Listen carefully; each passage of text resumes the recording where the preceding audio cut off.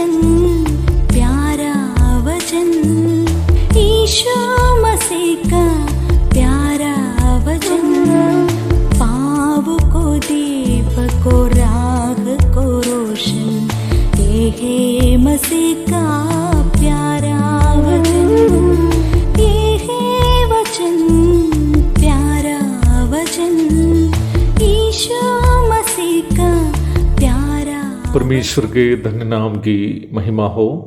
प्रभात मनन के सत्र 1707 में आप सभी का बहुत ही विनम्रता पूर्वक स्वागत करता हूँ। आइए आज का मनन के लिए हम पढ़ते हैं तीतुस अध्याय 3 पद 2। किसी को बदनाम ना करे, झगड़ालू ना हो, पर कोमल स्वभाव के हो और सब मनुष्यों के साथ बड़ी नम्रता के साथ रहे। जैसे कि कल प्रारंभ में मैंने ये कहा था कि क्या बदनाम करना नहीं है, और फिर बाद में कहा था कि बदनाम करना क्या है। वैसे ही आज प्रारंभ में मैं ये कहना चाहता हूं कि झगड़ा क्या नहीं है। लिखित कानून व्यवस्था के, वो चाहे सांसारिक हो या फिर पवित्र शास्त्रीय हो, विपरीत में कोई जब अन्याय करता है तो उस पर सवाल करना कभी भी झगड़ा नहीं है। सांसारिक कानून के विषय में जब मैं कहता हूं तो भारत जैसे सभ्य समूह की बात मैं कह रहा हूं। हमारा देश एक ऐसा देश है जहां अभी भी जो लिखित कानून है, संविधान है,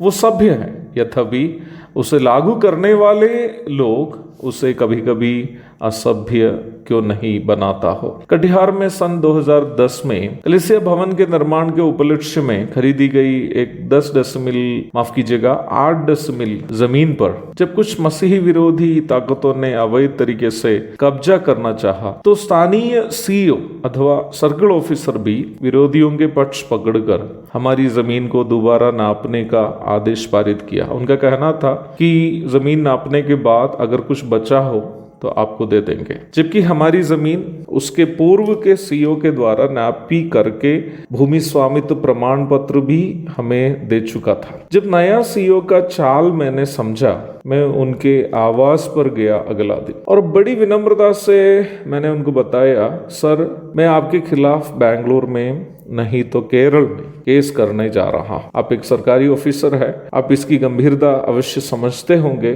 कि आप पर केस करने से आपकी नौकरी का क्या हाल होगा। आपको प्रत्येक महीने हाजिरी लगाने के लिए दक्षिण भारत जाना पड़ेगा। अपनी गलती को समझकर सीईओ ने अपना आदेश को वापस कर दिया। प्रेरितों के काम में एक से अधिक बार लिखित रोमी कानून के खिलाफ अपने ऊपर कार्यवाही किए हुए रोमी अफसरों को प्रेरित पौलुस कानून सिखाते हुए हम देखते हैं। महायाजकों के खिलाफ भी जब वे न्याय व्यवस्था के खिलाफ पौलुस की प्रताड़ना करना चाहा तो पौलुस प्रतिक्रिया करते हुए हम देखते हैं। प्रेरितों के काम 16 की 37, 22 की 25 से 29 तक, 23 की 3 आदि पदों को पढ़ लीजिएगा। पौलुस एवं अन्य प्रेरितों के द्वारा लिखित पत्रियों में भी पवित्र शास्त्र की मूल शिक्षा के खिलाफ चलने वाले और उसे सिखाने वाले उनकी कड़ी निंदा करते हुए हम देखते हैं। इन सब बातों से हम एक बात अवश्य समझ सकते हैं कि लिखित नियम व्यवस्था के खिलाफ में, चाहे वो देश की कानून व्यवस्था क्यों न हो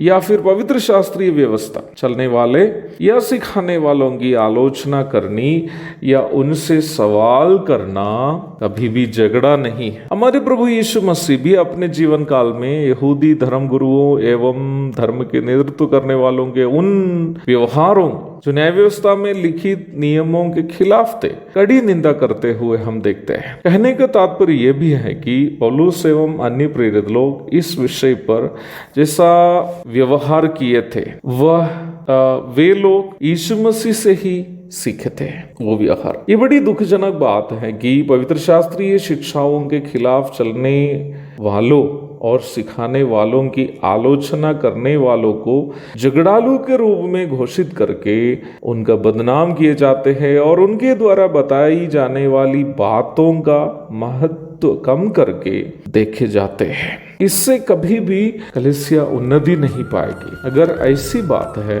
तो झगड़ा क्या है और हम किसको झगड़ालू बुला सकते हैं और हम कैसे झगड़ालू होने से बच सकते हैं, ये सब सवाल के जवाब, प्रभु दया करे। तो कल हम मनन करेंगे। तब तक के लिए आपसे विदा हो जाता हूँ। प्रभु आप सबको आशीष दे। आमीन। भोजन है आत्मा में भूखे कोई, पानी है आत्मा में प्यासे कोई, पालन जो करते हैं उसके लिए आशीष पाने का साधन है ये है वचन, प्यारा वचन, यीशु मसीह का प्यारा